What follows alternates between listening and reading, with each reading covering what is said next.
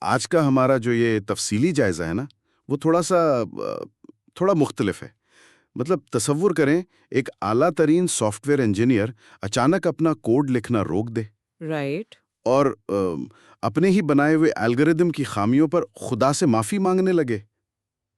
عام طور پر ٹیکنالوجی کی دنیا اور روحانیت کا آپس میں کوئی گہرا تعلق دیکھنے کو تو ملتا نہیں ہے۔ ہاں، عام طور پر تو ایسا بالکل نہیں ہوتا۔ بالکل، جب کسی نئے سافٹ ویئر یا ایپ کا ٹرمز اینڈ کنڈیشنز والا پیج سامنے آتا ہے تو وہاں صرف ایک خشک سی قانونی زبان ہوتی ہے۔ ہاں، وہ لمبے لمبے چھوٹے حروف اور پیچیدہ شرطیں جنہیں کوئی پڑھنا بھی نہیں چاہتا۔ ایگزیکٹلی، بس جلدی سے آئی ایگری کا بٹن ڈھونڈتے ہیں اور کلک کر کے آگے بڑھ جاتے ہیں۔ وہاں اصل مقصد صرف اور صرف کسی قانونی کارروائی سے بچنا ہوتا ہے۔ ان ڈسکلیمرز میں کوئی جذبہ، کوئی روح یا اخلاقی ذمہ داری کا احساس نہیں ہوتا۔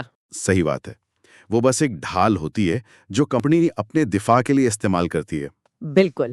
لیکن آج کے اس ڈیپ ڈائیو میں ہم جس دستاویز اور جس پروجیکٹ کا تفصیلی جائزہ لینے والے ہیں نا، وہ اس روایتی سوچ سے بالکل ہی الگ ہے۔ اچھا۔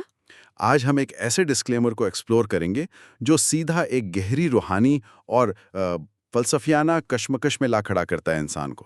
ہمارا موضوع ایک انتہائی انوکھا حدود نامہ ہے۔ یہ ایک ایسے پروجیکٹ کے ساتھ جڑا ہے جہاں جدید ترین آرٹیفیشل انٹیلیجنس یعنی مصنوعی ذہانت اور صدیوں پرانے کلاسک مذہبی عربی متن کا ٹکراؤ ہو رہا ہے۔ یہ ٹکراؤ واقعی صدی کی سب سے دلچسپ بحثوں میں سے ایک ہے میری نظر میں، ہے نا؟ اور اس جائزے کا مقصد یہ سمجھنا ہے کہ جب ہم ٹیکنالوجی کے ذریعے علم تک رسائی بڑھانے کی کوشش کرتے ہیں اور دوسری طرف مذہبی علم کو جوں کا توں محفوظ رکھنے کی ذمہ داری بھی ہوتی ہے، رائٹ، کیونکہ ان دونوں کے درمیان کیا توازن درکار ہوتا ہے، یہ دیکھنا بہت دلچسپ ہوگا۔ کیونکہ یہاں ہم کسی عام کتابی پروجیکٹ کی بات نہیں کر رہے نا، صحیح۔ ہم اس وقت کی بات کر رہے ہیں جب ایک بے جان الگوریدم جو صرف نمبرز اور ڈیٹا کو سمجھتا ہے، ہاں، وہ خدا کے کلام یا انتہائی حساس مذہبی تحریروں کو پڑھنے، سمجھنے اور دوسروں تک پہنچانے کی کوشش کرتا ہے۔ تو چلیے اس پروجیکٹ کے بنیادی مقصد کو تھوڑا کھول کر دیکھتے ہیں۔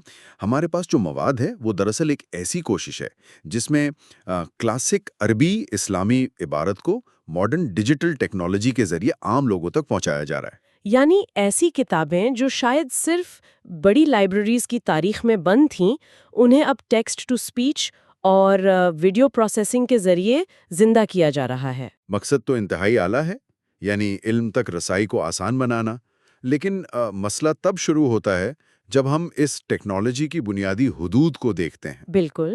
اس پروجیکٹ میں اے آئی کا استعمال ہو رہا ہے اور ڈسکلیمر بالکل واضح کرتا ہے کہ اس مصنوعی ذہانت سے تلفظ، اعراب اور ٹرانسکرپشن میں غلطیاں ہو سکتی ہیں۔ اے آئی کا کام کرنے کا طریقہ ہی کچھ ایسا ہے کہ اس میں ان خامیوں کی گنجائش ہمیشہ رہتی ہے۔ اے آئی اصل میں سمجھتی نہیں ہے کہ وہ کیا پڑھ رہی ہے۔ ہاں، وہ بس میتھ کے حساب سے چلتی ہے۔ ایگزیکٹلی، وہ صرف اور صرف الفاظ کی پروبیبلٹیز یعنی امکانات پر کام کرتی ہے۔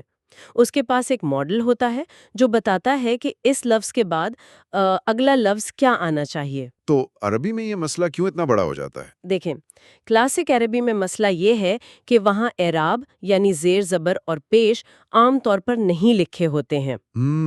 ایک سوال ہے میرا یہاں پر۔ جی پوچھیے۔ جیسے ہم ماڈرن جی پی ایس استعمال کرتے ہیں گاڑیوں میں، وہ بعض اوقات راستوں کے نام یا محلوں کے نام بالکل ہی غلط ادا کر دیتا ہے۔ ہاں، بالکل عجیب سا تلفظ ہوتا ہے ان کا۔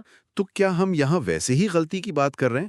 مطلب آج کل تو اے آئی بیماریوں کی تشخیص کر رہی ہے، پھر عربی زبان کے چھوٹے سے متن میں یہ اتنی بڑی رکاوٹ کیوں بن جاتی ہے؟ یہ رکاوٹ اس لیے بڑی ہے کیونکہ عربی ایک نہایت ہی پیچیدہ اور مکمل زبان ہے۔ اچھا۔ اگر اے آئی ٹریننگ ڈیٹا میں ایکٹیو وائس زیادہ استعمال ہوا ہے نا، تو وہ ہر نئے جملے کو ایکٹیو وائس میں ہی پڑھنے کی کوشش کرے گی۔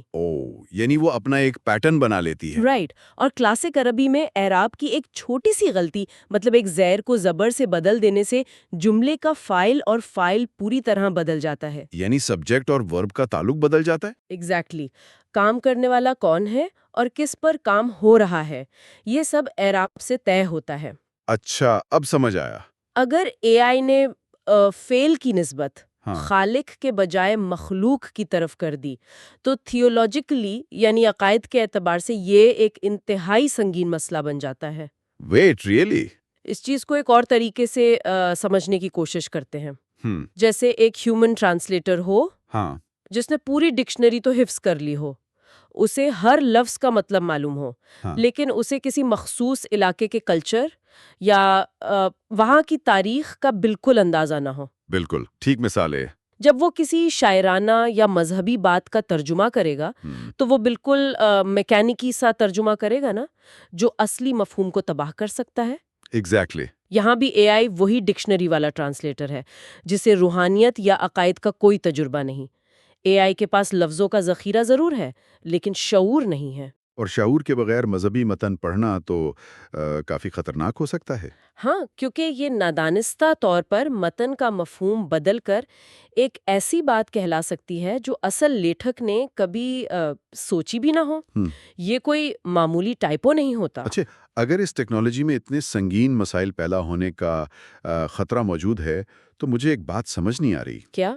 اس پروجیکٹ کو شروع ہی کیوں کیا گیا؟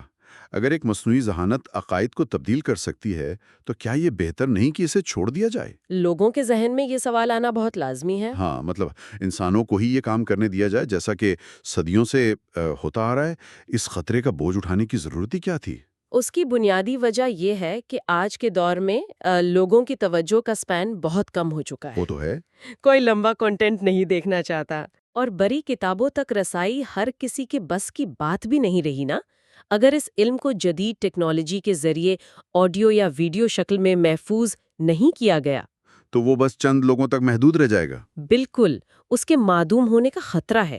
ایکسیسیبلٹی آج کے دور کی سب سے بڑی ضرورت ہے، لیکن اس سہولت کے ساتھ ایک انتہائی بھاری قیمت آتی ہے۔ اور وہ قیمت کیا ہے؟ جب کسی پروجیکٹ میں اے آئی جیسی اندھی ٹیکنالوجی استعمال ہو رہی ہو نا، تو متن کو پیش کرنے والے پر علمی دیانتداری کا ایک عظیم بوجھ آ جاتا ہے۔ رائٹ، اسے ہر وقت ثابت کرنا پڑتا ہے۔ ہاں، کہ اگر کوئی غلطی ہوئی ہے تو اس کے پیچھے کوئی بری نیت نہیں تھی، اسے اپنی نیت کلیئر کرنی پڑتی ہے۔ اور میرے خیال میں اسی مقام پر آ کر یہ جو ڈسکلیمر ہے وہ اپنی پوری طاقت کے ساتھ سامنے آتا ہے۔ بالکل۔ اپلوڈر نے اس دستاویز میں بالکل واضح کیا ہے کہ ان کا ارادہ اصل ذرائع کو بغیر کسی تبدیلی یا تحریف کے ڈیجیٹل شکل میں پیش کرنا ہے۔ صحیح۔ انہوں نے واضح طور پر لکھا ہے کہ کوئی بھی غلطی صرف ٹیکنالوجی کی مجبوری کی وجہ سے ہے، کسی تحریف کی خواہش نہیں ان کی۔ انہوں نے اپنی نیت اور مشین کی نالائکی کے درمیان ایک بہت واضح لکیر کھینچی ہے۔ یہ لکیر کھینچنا ناگزیر تھا اصل میں۔ تاریخ میں اگر ہم دیکھیں تو مذہبی متن کے اندر رد و بدل ہمیشہ سے ایک انتہائی سینسٹیو موضوع رہا ہے۔ بالکل، لوگ فوراً ریئیکٹ کرتے ہیں۔ ہاں، تو اگر ایک عام سننے والا کسی عربی عبارت کو اے آئی کی آواز میں سنے اور اس میں عقائد کی غلطی ہو تو وہ فوراً یہ گمان کر سکتا ہے کہ اپلوڈر نے جان بوجھ کر کیا ہے۔ ایگزیکٹلی، کہ اس نے اپنے فرقے یا اپنی سوچ کو فروغ دینے کے لیے متن میں رد و بدل کیا ہے۔ اس ڈسکلیمر کے ذریعے اپلوڈر اپنی انٹیگریٹی کو مشینی خامیوں سے الگ کر رہا ہے۔ اچھا، یہاں ایک اور پہلو ہے جو سب سے زیادہ حیران کن ہے میری نظر میں، جس نے اس پورے پروجیکٹ کو دیکھنے کا زاویہ ہی بدل دیا۔ اچھا، وہ کون سا پہلو ہے؟ ڈسکلیمر میں اپلوڈر نے صاف الفاظ میں یہ اعتراف کیا ہے کہ اس آرکائیو میں کچھ ایسی تحریریں اور نقطۂ نظر بھی شامل ہو سکتے ہیں جن سے اپلوڈر خود ذاتی طور پر متفق نہیں ہے۔ ارے واہ! ہاں، ان کا کہنا ہے کہ انہیں صرف اس لیے شامل کیا گیا ہے تاکہ علم اپنی مکمل شکل میں عام ہو سکے، اور ان کی شمولیت کا مطلب ان کی توثیق یا تردید نہیں ہے۔ یہ نقطۂ نظر تو اس پروجیکٹ کی اصل روح کو ظاہر کرتا ہے، اور آج کے ٹیکنالوجی کی دنیا کے تناظر میں تو یہ ایک انتہائی انقلابی قدم ہے۔ انقلابی کس طرح؟ مطلب عام طور پر ہم دیکھتے ہیں کہ آج کے دور میں ہر الگوریدم صرف وہی چیز دکھاتا ہے جو ہمیں پسند ہو۔ صحیح۔ سوشل میڈیا کا پورا بزنس ماڈل اسی بات پر کھڑا ہے نا، کہ انسان کو ایک ایکو چیمبر میں بند کر دیا جائے۔ بالکل، جہاں بس اپنے ہی خیالات کی گونج سنائی دے۔ ہاں، الگوریدمز ایسی ہر چیز کو دبا دیتے ہیں جس سے اختلاف ہو تاکہ انسان کی توجہ قائم رہے۔ لیکن یہاں ایک شخص اسی اے آئی ٹیکنالوجی کو استعمال کر کے، محنت کر کے ان خیالات کو بھی محفوظ کر رہا ہے جن سے وہ خود اختلاف رکھتا ہے۔ یہ اے آئی کے عام رجحان کے بالکل برعکس رویہ ہے، بالکل۔ اور یہ رویہ ثبوت ہے کہ اپلوڈر نے صدیوں پرانی کلاسک اسلامی علمی روایت کو زندہ کرنے کی کوشش کی ہے آج کے دور میں۔ کلاسک روایت سے آپ کی کیا مرادیں ہیں؟ اگر ہم تاریخ کے عظیم مصنفین کو دیکھیں نا، جیسے امام طبری ہوں یا دیگر مفسرین، ان کی علمی دیانتداری کا معیار یہ ہوتا تھا کہ جب وہ کسی مسئلے پر بات کرتے تو پہلے ان تمام دلائل کو اور اختلافی آراء کو قلم بند کرتے تھے، بھلے وہ ان سے اختلاف رکھتے ہوں۔ ہاں، پوری ایمانداری سے انہیں پیش کرتے تھے، وہ کسی کو سینسر نہیں کرتے تھے۔ ان کا ماننا تھا کہ علم پڑھنے والے تک پوری طرح پہنچنا چاہیے، اور یہ پڑھنے والی کی ذمہ داری ہے کہ وہ مختلف آراء کو پرکھے۔ ایگزیکٹلی۔ آج کے اس دور میں جہاں انفارمیشن فلٹر کرنا اور سینسر کرنا اتنا آسان ہو گیا ہے، اس رویے کو اپنانا بہت ہمت کا کام ہے۔ اس سے تو ایک بہت بڑا سبق ملتا ہے ہمیں۔ معلومات کی اس یالغار کے دور میں جب ہر طرف سے سینسرڈ انفارمیشن انسان کے دماغ میں ڈالی جا رہی ہے، رائٹ۔ یہ رویہ دراصل تنقیدی سوچ یعنی کرٹیکل تھنکنگ کی حوصلہ افزائی کرتا ہے۔ یہ اس بات کا اعلان ہے کہ میری نیت صاف ہے، میں علم کا دروازہ کھول رہا ہوں، اب یہ سننے والے کا کام ہے کہ وہ اس میں سے کیا اخذ کرتا ہے۔ اور اسی علمی دیانتداری کی منزل سے گزرتے ہوئے یہ دستاویز اپنے اس حصے کی طرف بڑھتی ہے جو کسی بھی عام ٹیک پروجیکٹ میں دیکھنے یا سننے کو ملتا ہی نہیں ہے۔ کون سا حصہ؟ یہ وہ مقام ہے جہاں الگوریدم اور روحانیت کا سیدھا ٹکراؤ ہوتا ہے۔ ہاں، بالکل بالکل، یہ وہی حصہ ہے جس نے اس ڈیپ ڈائیو کی بنیاد رکھی تھی۔ جب انسان مشین کے ذریعے خدا کا کلام پیش کرتا ہے اور وہ مشین اپنی الگوریدمک مجبوریوں کی وجہ سے غلطی کر دیتی ہے تو اپلوڈر کس سے معافی مانگتا ہے؟ وہ کسی یوزر سے نہیں، کسی قانونی ادارے سے نہیں، بلکہ وہ خلوص نیت سے اللہ سے معافی مانگتا ہے۔ یہ واقعی بہت گہری بات ہے۔ ڈسکلیمر میں صاف لکھا ہے کہ آڈیو یا ویڈیو میں موجود کسی بھی نادانستہ غلطی یا تحریف کے لیے وہ خدا کے حضور شرمندہ ہے اور معافی کا طلبگار ہے۔ ایسی سطح کی عاجزی ماڈرن سافٹ ویئر ڈیولپمنٹ میں ناپائیداب ہے۔ واقعی؟ عام طور پر جب کوئی سسٹم فیل ہوتا ہے نا تو ڈیولپرز بس بگ رپورٹس کا انتظار کرتے ہیں، کوئی پیچ ریلیز کرتے اور آگے بڑھ جاتے ہیں۔ ہاں، اگلے پروجیکٹ پر لگ جاتے ہیں۔ لیکن یہاں اپلوڈر اس مشین کی نالائکی کا روحانی بوجھ خود اپنے اوپر لے رہا ہے۔ یہ اس بات کا اعتراف ہے کہ چاہے انسان کتنی جدید ٹیکنالوجی کیوں نہ بنا لے، وہ ہمیشہ ناقص اور ادھوری رہے گی۔ بالکل صحیح کہا۔ یہ عمل اس پروجیکٹ کو صرف ایک ڈیٹا پروسیسنگ کی مشق نہیں رہنے دیتا، بلکہ اسے ایک روحانی فرائض کی ادائیگی میں تبدیل کر دیتا ہے۔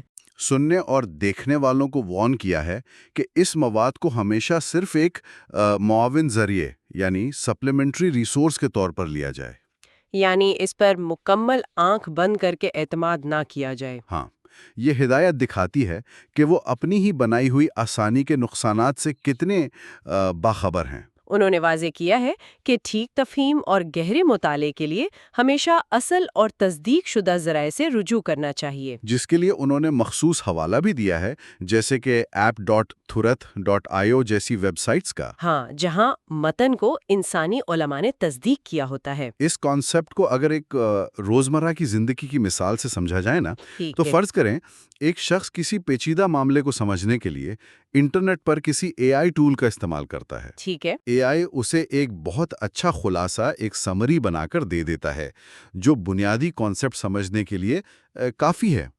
لیکن جب بات کسی اہم اور حتمی فیصلے کی ہو جہاں چھوٹی سی غلطی کا نتیجہ خطرناک ہو سکتا ہے، تو وہاں کوئی رسک نہیں لے سکتا۔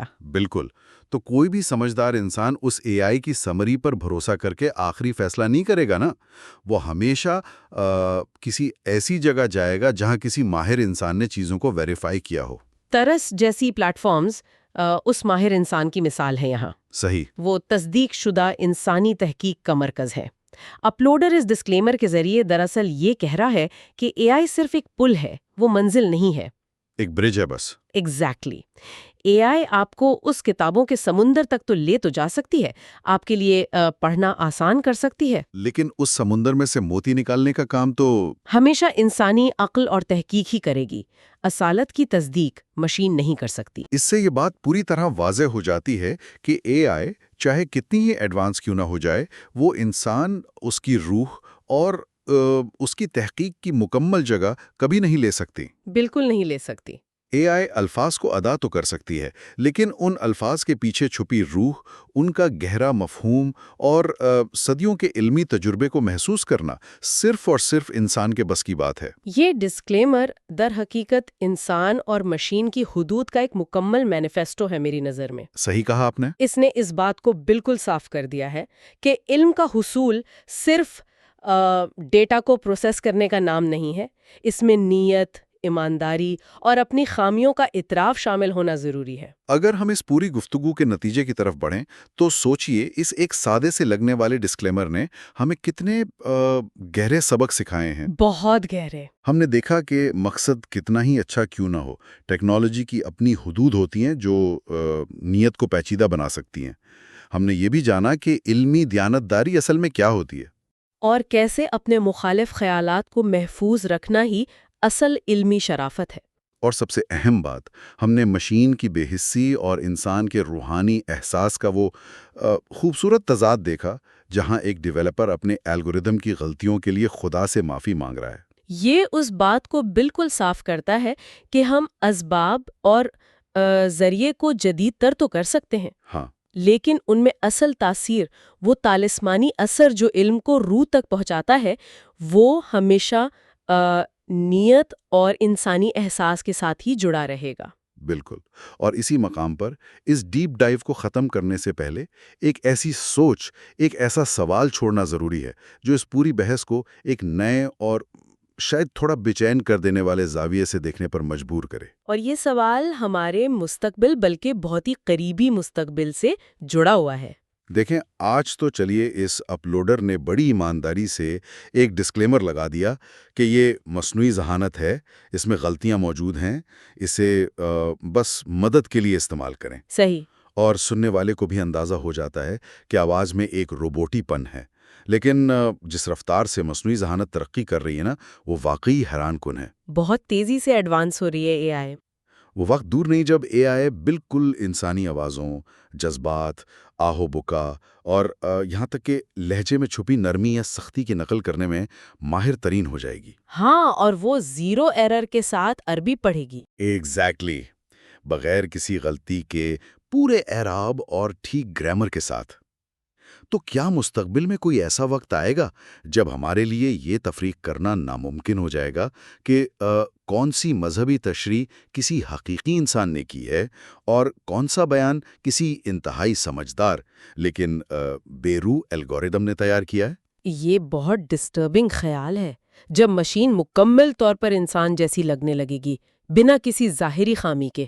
ہاں، تو اس وقت یہ پہچان کرنا کہ آواز کے پیچھے روح ہے یا صرف کوڈ، یہ ایک بہت بڑا چیلنج بن جائے گا۔ اور اگر وہ دن آ گیا جب آڈیو، ویڈیو اور ٹیکسٹ میں کسی بھی قسم کا فرق کرنا ناممکن ہو گیا، تو پھر علم کی اصلیت اور اس کی روحانیت کو جانچنے کا ہمارا پیمانہ کیا ہوگا؟ کیا ہم صرف اس کی ظاہری پرفیکشن کو دیکھ کر اس نئے ڈیجیٹل استاد پر ایمان لے آئیں گے؟ یہی تو سوال ہے۔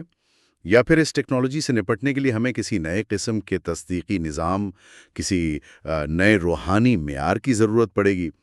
اس ایک ڈسکلیمر نے صرف آج کی مشین کی حدود نہیں بتائیں، بلکہ کل آنے والے اس اندیکھے ٹکراؤ کا پورا نقشہ کھینچ کر سامنے رکھ دیا ہے۔ بالکل، جہاں انسان، ایمان اور مصنوعی ذہانت آمنے سامنے کھڑے ہوں گے۔